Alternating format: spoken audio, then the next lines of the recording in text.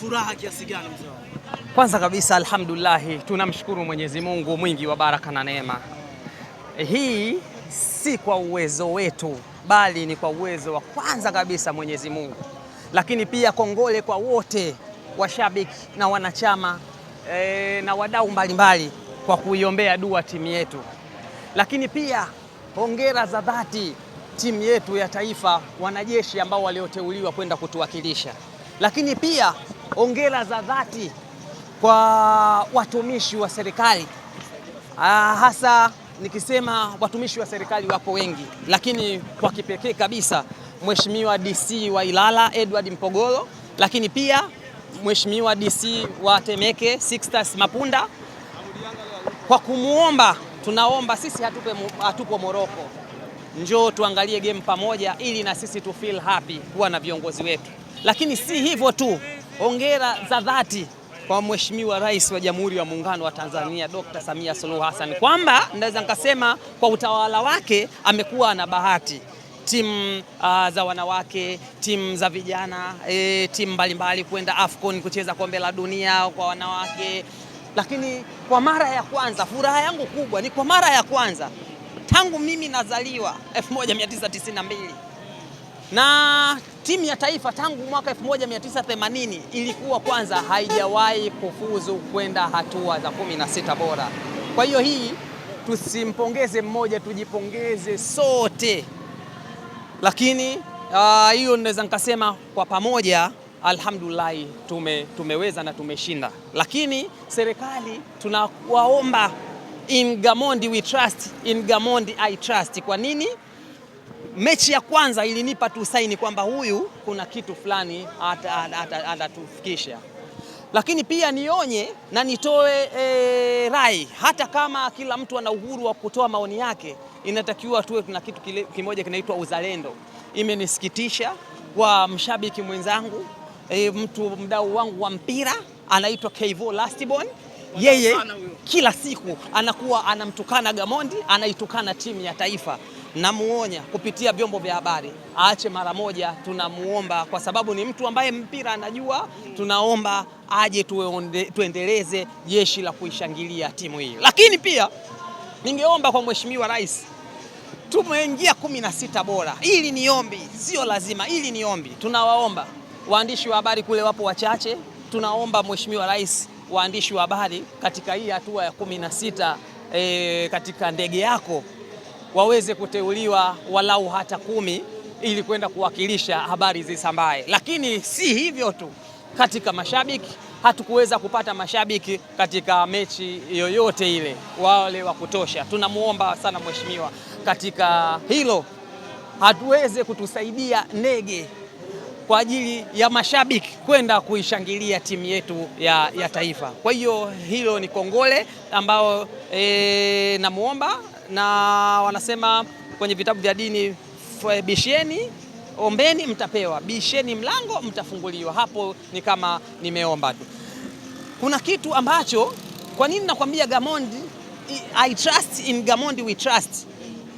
Kuna wakati ambapo Taifa Stars ulikuwa ukiona unaona kabisa ni timu ambayo imepotea, lakini baada ya kuja Gamondi unaona kabisa kuna kitu fulani. Naona kabisa huyu ni mchezaji mwenye profile kubwa, lakini hani fulfill mahitaji yangu, acha nimweke pembeni. Mfano mechi ya leo ameingia na viungo watano katikati, forward wawili mbele, lakini katika kipindi cha kwanza ni kama tulikuwa tunajikaba. Msuva, Samata walikuwa hawapati huduma, lakini the same tulikuwa tuoni ile work rate ya Samata. Hii inaonyesha dhahiri shahidi kwamba simvunjii heshima Bwana Ali Samata, lakini niseme kila zama na wakati wake, na nadhani wakati wake unaendelea kuishia ukingoni, kwa sababu hata kuna kichombo kimoja alipoujiwa akasema sioni AFCON inayokuja kwa sababu naona kama work rate yangu itakuwa inapungua, ijapokuwa nitaitwa kwa ajili ya kutoa uzoefu, lakini ni hivyo itapungua. Lakini kwa kipekee Tanzania Sports Influencers Promotion, hii ni taasisi ambayo ni taasisi changa ambayo tunahitaji endorsement mbalimbali kwa ajili ya kukuza taasisi yetu.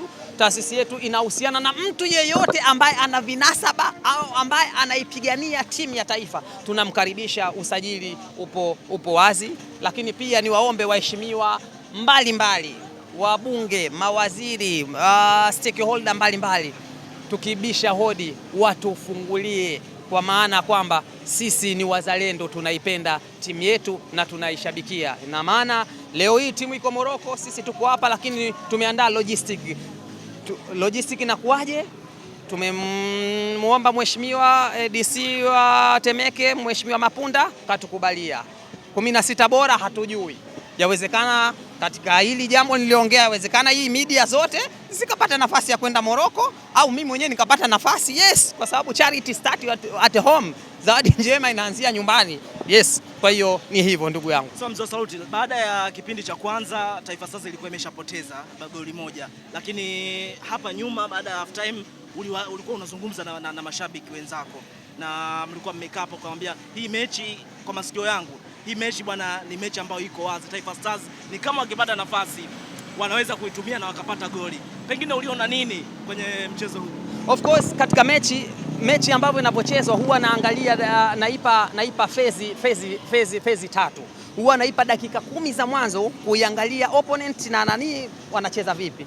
Dakika 10 za pili huwa naangalia mifumo ambao wametengeneza timu ya sideway, timu ya huku na huku, niangalie opponent wanatengeneza nafasi vipi, wanazuia vipi.